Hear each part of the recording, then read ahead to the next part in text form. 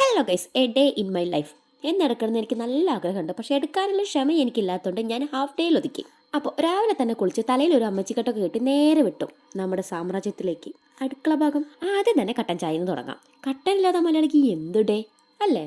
അങ്ങനെ ഒരു ഗ്ലാസ് കട്ടൻ കുടിച്ച് നേരെ ബ്രേക്ക്ഫാസ്റ്റ് ഉണ്ടാക്കുന്ന ചടങ്ങിലേക്ക് കടന്നു. അങ്ങനെ ബ്രേക്ക്ഫാസ്റ്റ് എന്നൊക്കെ പറഞ്ഞ് വിപുലീകരിക്കാൻ വേണ്ടിയുള്ള ഐറ്റംസ് ഒന്നും ഉണ്ടായിരുന്നില്ല. ആകെ ഒരു ഉണക്കദോശയും കുറച്ച് ചമ്മന്തിപ്പൊടി. നെയ്യ് ഒഴിച്ച എൻ്റെ ഉണക്കദോശ ആയതുകൊണ്ട് മക്കൾക്ക് ഭയങ്കര ഇഷ്ടമാണ്. അവർക്ക് ഞാൻ അത് നേരെ കൊണ്ടുവച്ചപ്പോൾ അവർ രണ്ടാളും നന്നായി തട്ടിവിട്ടു.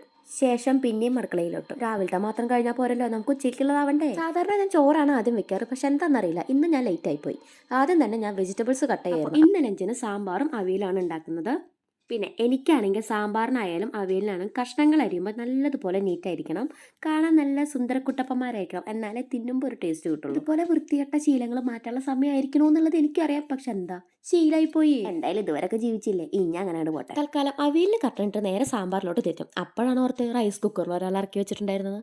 പിന്നെ ഒന്നും നോക്കിയില്ല, അവരെ നേരെ ഊറ്റി വെച്ചു. പിന്നെ ഇവിടെ നമ്മുടെ നാട്ടിലത്തെ പോലെ പറമ്പോ മിറ്റോ അടുപ്പോ കാര്യങ്ങളോ ഒന്നും തന്നെ ഇല്ല. എല്ലാം നമ്മൾ ഗ്യാസ് തന്നെ പണിയണം. നാട്ടിലാണെങ്കിൽ അടുപ്പൊക്കെ കത്തിച്ച് നമ്മളൊരു കലക്ക് കലക്കിയേനെ.